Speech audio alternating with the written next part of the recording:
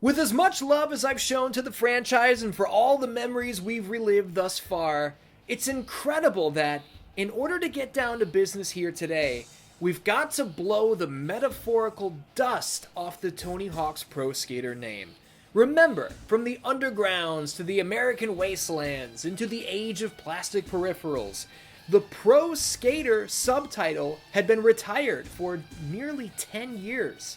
While the Birdman toiled away on all these other games, EA dropped into the skateboarding genre with their own series, simply titled Skate. Now isn't the time to dig into these in great detail, but let me just state for the record, I love the Skate games. All three of them. The Tony Hawk series veered off course for me somewhere along the way, and Skate was exactly what I was looking for in its place. Now we're jumping so far into the future that this is 2 years after the Skate trilogy ended. That is when the grandmaster returned. Tony Hawk's Pro Skater HD would eventually be followed by Tony Hawk's Pro Skater 5. And finally, the remakes, Tony Hawk's Pro Skater 1 and 2. Today we chronicle the return, the death, and the rebirth of the most legendary skateboarding video games of all time. This is the history of Tony Hawk's Pro Skater Part 5, The Demise and Rise. Every video here on 616 Entertainment is made possible by my supporters over on Patreon. If you enjoyed the show here today, consider signing up. You'll get early access, exclusive videos and podcasts and more. Pro Wrestling Tees has the merch. As always, thank you for watching.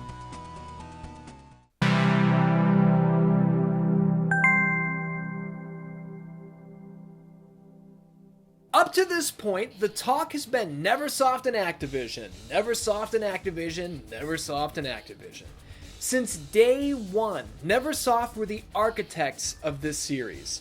But in 2007, their trajectory would take a hard right turn into rock and roll.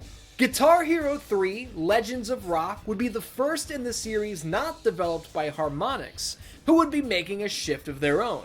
With Neversoft dropping the skateboard in favor of the guitar, the conversation surrounding a comeback of Tony Hawk's Pro Skater needed a brand new team to lead things up. Insert Robomoto. Founded in 2008 in my home of Chicago, Illinois, Robomoto already had experience with Tony Hawk in the shape of 2009's Ride and 2010's Shred, both of which required the player to stand on a plastic peripheral in order to control their character. Critically, these games were panned across the board. But the Tony Hawk fan base at large felt otherwise. A 2011 study found that the motion-controlled Tony Hawk titles were, in fact, pieces of shit. Oh wait, that's a bad thing. That's the same thing as being panned. I also just made that 2011 study up. This was all an elaborate bit. If you bought either of these games, either for yourself or for a friend or a family member, I'm sorry. This is as junk as it gets, Dandans. True garbage. Activision were still interested in creating Tony Hawk branded video games, but it had become abundantly clear that this was not the way to go. The future of this franchise lied in the past. Tony Hawk's Pro Skater HD would take elements from the first two entries in the series and combine them into one with better graphics, familiar gameplay, and the promise of a return to form. I pop up on camera here with a bit of bad news. Now look, I'm going to spend some more time on this 2012 comeback of the franchise that we all know and love, but I'm not going to be able to go nearly as in-depth as I would like. And that's because Tony Hawk's Pro Skater HD was delisted from all storefronts in 2017. I bought the game, man, it had to be day one, and I loved it. My friends bought it too, and we were overjoyed to have the Tony Hawk that we knew and loved back where it belonged. But I'm not going to be able to show you my personal gameplay going level by level and cycling through all the different skaters because it's not possible anymore. All of the gameplay footage you're seeing is sourced from World of Long Plays, a beautiful resource and really archive of footage. At the time that I was playing HD, I remember thinking, wow, this is what I've been waiting for. This is exactly what the original Tony Hawk games felt like. Now, was that accurate? No, not really. There were adjustments made to pretty much every aspect of the gameplay, but again, I haven't been able to get my hands on this game in almost 10 years. I can't tell you the exact ins and outs of things anymore. I can tell you that this was a great first step toward getting back to the way things used to be. I mean, the plastic skateboards were gone. That was already a massive ollie in the right direction. My favorite memories of THPS HD, that's a mouthful, are tied to earning the Platinum Trophy, which was not easy. And with this game now delisted, this is no longer a club you can join. The players who make up this 3.4%, this is it. This is where this Platinum Trophy will stay forever. As you can see from the footage on screen, these are the levels you remember. These are the iconic settings where we first dropped in and landed our first 900. Tony Hawk's Pro Skater HD released on the Xbox 360 in July of 2012 before hitting the PlayStation 3 in August of 2012. Critically, it performed pretty well. These weren't quite the scores of the old days, but they damn sure weren't the scores of the plastic peripheral days either. With Tony Hawk's Pro Skater HD, it seemed that Robomoto, without the handicap of being forced into creating a motion-controlled title, had what it took to deliver something much, much better. I hate to say it, but that is where I am gonna leave Tony Hawk's Pro Skater HD. You guys know me. I never lie to you. I'm all about 100% honesty, and I can tell you with full transparency, I don't really remember what this game feels like. I'm not going to stand here and give you the ins and outs of how all the characters play and what the levels and the physics felt like because I don't remember. Apparently you still can buy a digital copy on PC. The keys are on Amazon for like $10, but let me just say this right now. I don't know if they work. So if you want to gamble, if you're super curious, go for it. If it doesn't work, I don't know what to tell you. If it does work, report back in the comments and let me know what you think of Tony Hawk's Pro Skater HD. With Tony Hawk's Pro Skater HD in the rearview mirror, immediately you had to wonder what was next. We were back to business and ready for another trip to the skate park.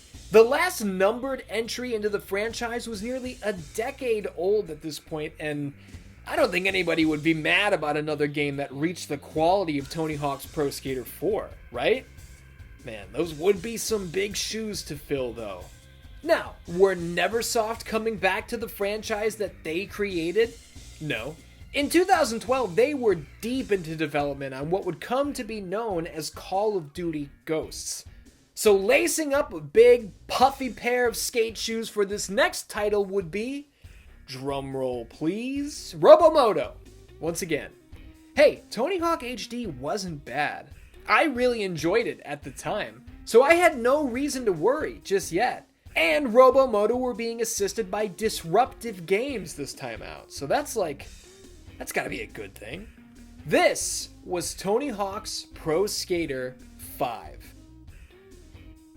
I'm pretty sure every single one of you watching this video right now is well aware that Tony Hawk's Pro Skater 5 was not received well. Critics hated it, fans hated it, and this whole thing was a mess. We're gonna get into the nitty-gritty of the details in a little bit. I don't know about you guys, but I was there. I remember the initial reveal. I remember the first time this game was shown off, and immediately I was out. Hard out, day one. It didn't look right to me, and I don't just mean graphically, I mean the gameplay. This did not look like it should be called Tony Hawk 5, it looked like a cheap knockoff. The initial footage struck me the way World Tour did. Now, if you've never heard of this game before, neither did I before I did a video about it. I bought this game with the idea of doing a review of something I was completely oblivious to. And what I found this game to be was a Tony Hawk clone with anime characters on scooters. The grind and manual meters were so much more forgiving. It felt pretty obvious that this game was designed to be easier to play. The airs were extremely floaty, so on and so forth. This is almost exactly what Tony Hawk's Pro Skater 5 feels like. It plays like a knockoff. Not only am I grinding for what feels like miles with barely any danger of losing my balance, there's like no friction on the grinds at all. Look at this. I'm going upwards and gaining speed. What is this? And you know what? Hold on. I jumped into a gameplay detail before mentioning that I had to trick my PS4 into letting me play this game. Look, Tony Hawk 5 was designed to be always online. The intent was for you to need an online connection to access the game at all. Because Robomoto had this concept in mind where the game would function as a hub for the whole skating community to get together and shred as one. Always online is bullshit in almost every game it's featured in. It's an annoyance, and it really did not need to exist here. If you wanted a skating hub, put it in there. Okay, but let me opt into it. Let me check that out if I want to check it out. But don't always make me do it. What the fuck were they thinking? And that's the biggest problem with Always Online. This game failed. Like Tony Hawk's Pro Skater HD, Tony Hawk Pro Skater 5 was delisted. I had to go on eBay and buy a physical copy of this thing just to gather my footage for this video. When I first popped the disc in, I went into the tutorial to remind myself of how drastically things had changed since Tony Hawk 4, and the game crashed because my PS4 couldn't establish a connection to the servers. Again, the servers don't exist anymore. You can't play the tutorial without being on the internet. I had to Google around to find a trick where you can get Tony Hawk 5 to play if you tell your system to stop looking for an internet connection. So not only are there no other players in this hub world Robomoto so carefully crafted, you'll notice that there aren't even any fucking NPCs. Every single level is a ghost town. Remember Skate Heaven or whatever the hell that was called from Tony Hawk 2? This feels like Skate Purgatory. And this is the first career mode I've played across this entire series of videos as Tony Hawk.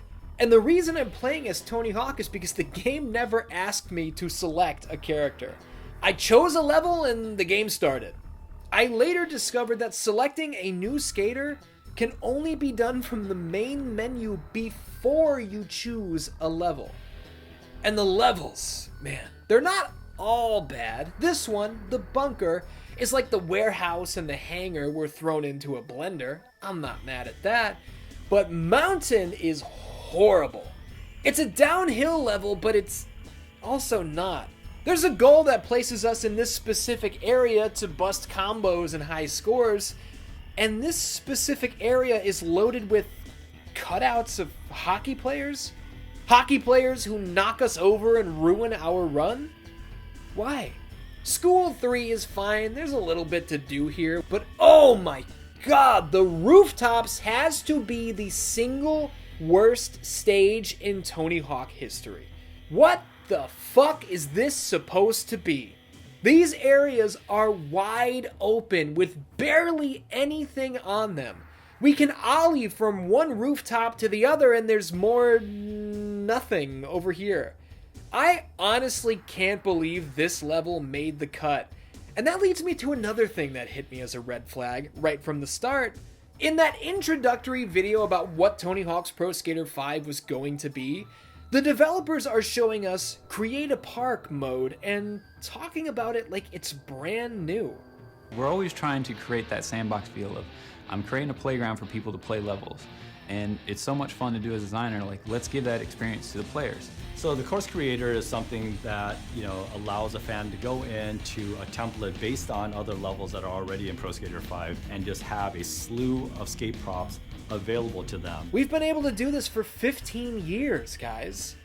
Creative Park is our other outlet for customization, and I mean, there are over 100 different pieces to work with here. If you can imagine it, you can create it. For something that was brand new, let's talk about the slam feature. With one press of a button, we could now completely break gravity and shoot ourselves down toward the floor. Robomoto claims that the idea here was to give players the control to grind at any time.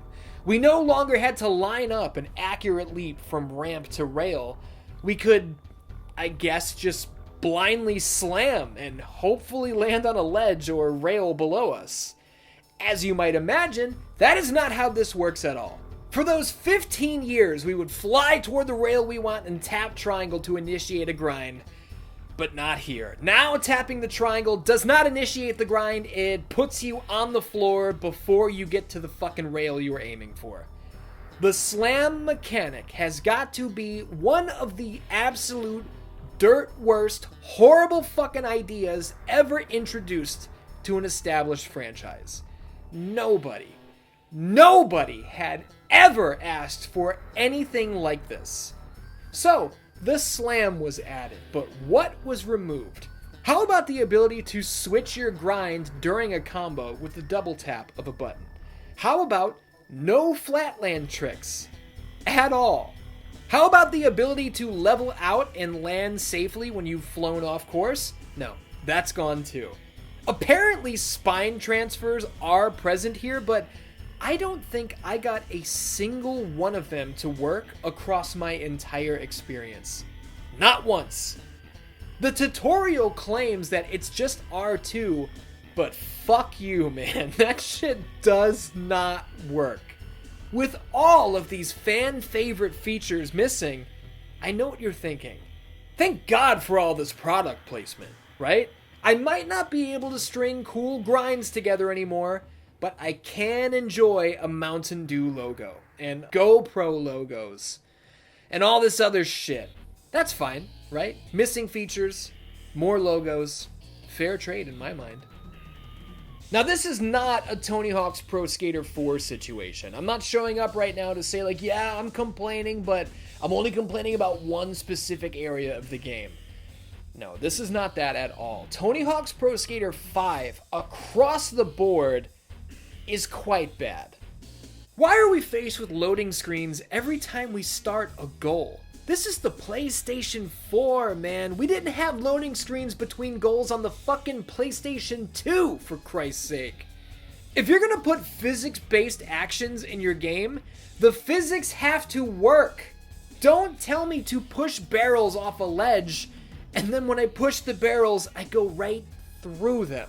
That's like handing someone a hammer and saying, hey, knock this nail in.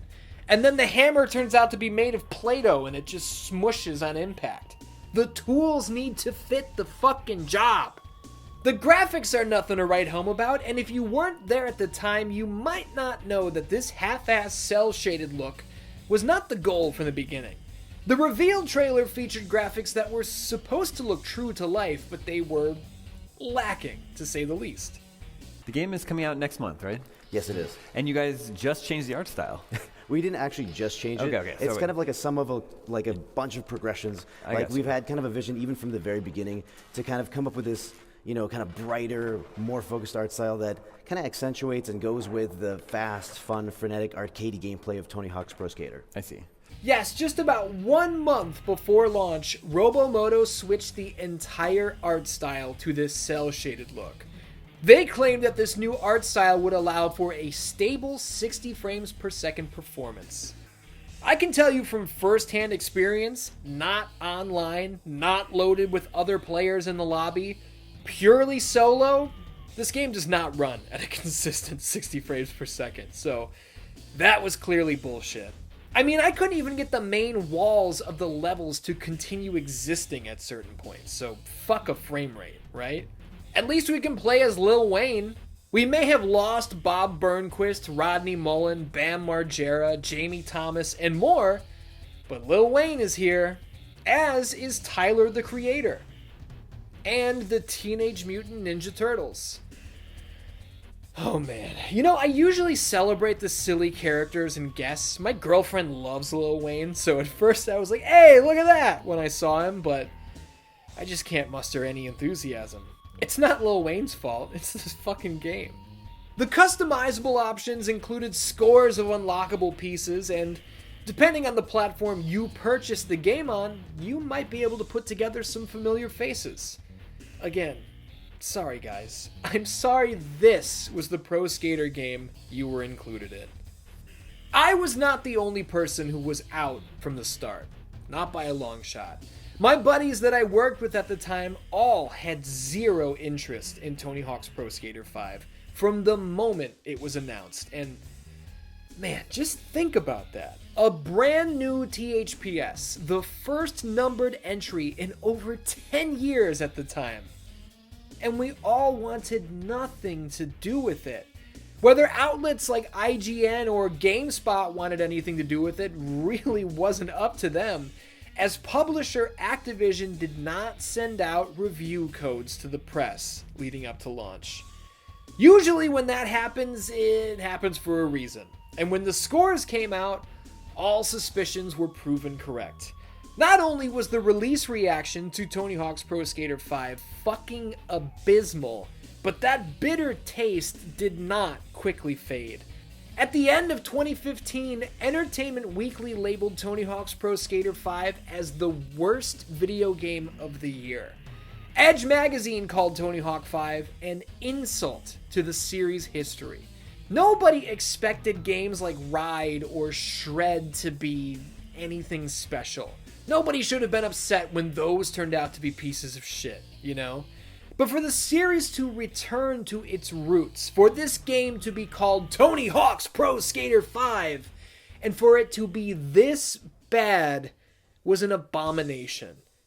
We've learned over the years that passed that Tony Hawk's deal with Activision was coming to an end, and this whole project was slapped together at the last second as a final cash-in on the name. All the legacy, all of the goodwill built up over 15 years washed away, just like that. The Tony Hawk's Pro Skater name had gone from legendary to a thing of the past to a complete and utter joke.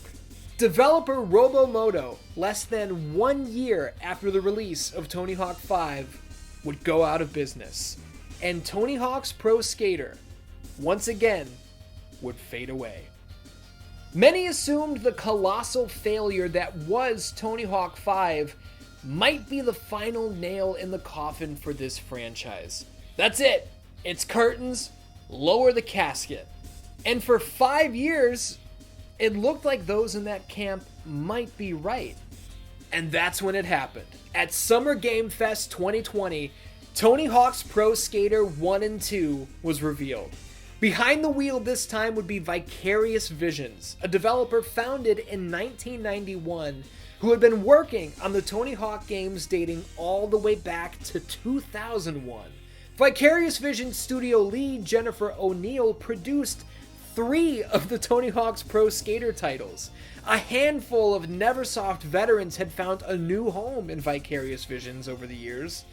This was, in more ways than one, a homecoming. O'Neill stated in a 2020 interview with Jeff Keighley that step 1 was to go back to the Neversoft engine and study it, and that getting the game to feel right was the biggest priority. In this same interview, she states how hard it was to get the controls to feel good on the analog sticks for modern gamers, and Tony Hawk jumps in with, "I'm all about that D-pad though," and I love that because so am I. I don't think we have to go level by level here and dive into the nitty gritty, do we? THPS 1 and 2 is a remaster collection. In many ways, we've already covered these games on part 1 and part 2 of this series, which you should go back and check out in the event that you haven't.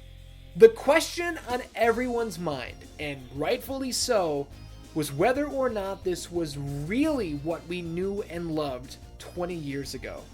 To put it simply, yes, it is.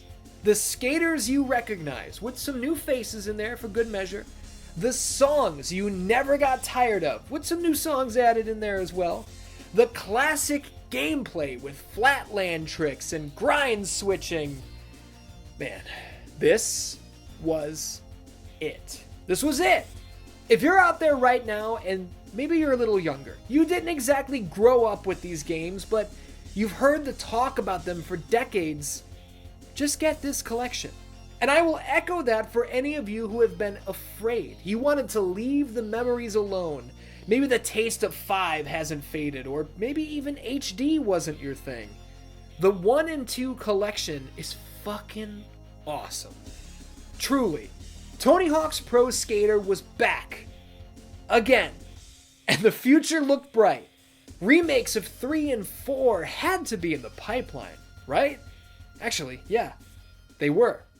And then they weren't.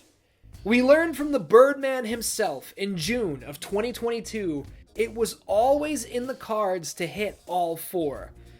Unfortunately, developer Vicarious Visions were fully absorbed into parent company Blizzard. They were renamed to Blizzard Albany. Tony Hawk 1 and 2 was the last title Vicarious Visions developed before being reassigned as a support studio, working exclusively on Diablo and Call of Duty. Man. What I do appreciate is that Tony Hawk revealed conversations between Activision and other developers did take place.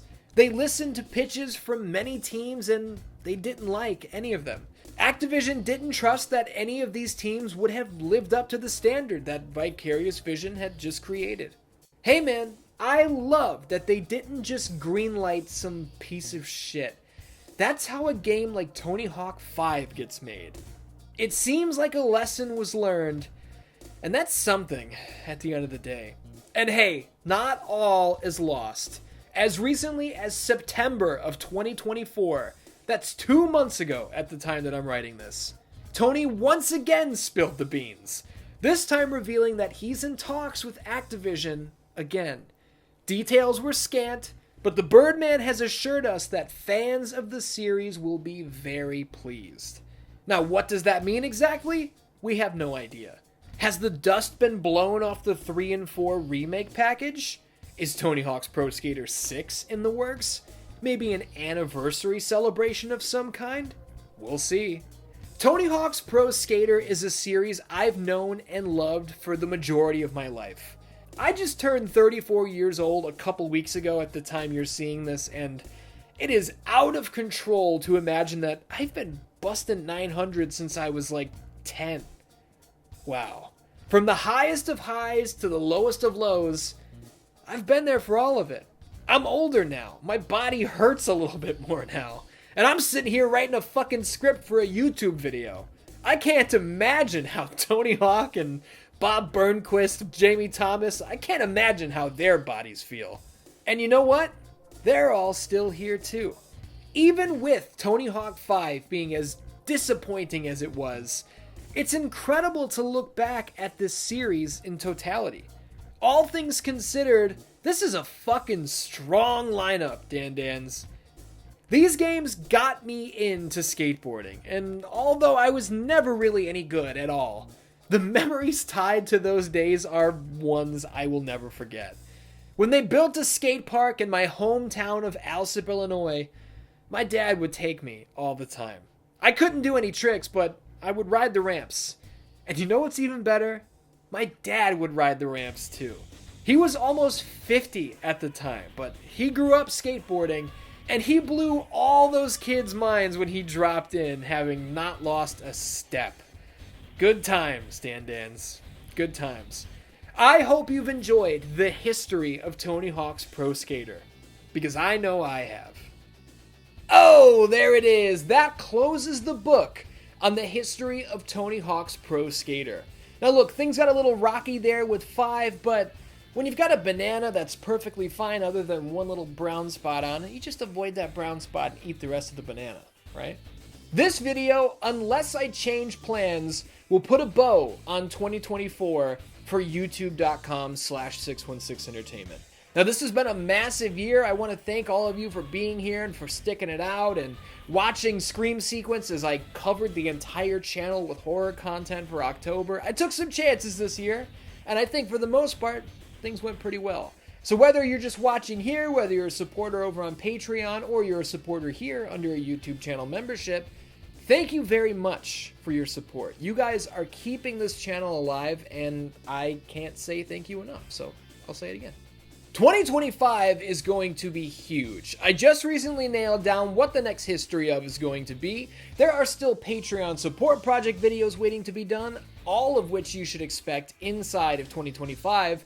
And there's one massive thing that I can't quite tell you about just right now, but I think when I can talk about it, you're all going to be very excited. This is a lifelong goal for me, and it's going to be a reality. What I will say is 6/16/2025 is going to be the biggest one yet. There's no doubt about it. Until next time, Dan Dans, thank you for watching. Merry fucking Christmas or whatever it is that you celebrate. I love you, and I will see you next time.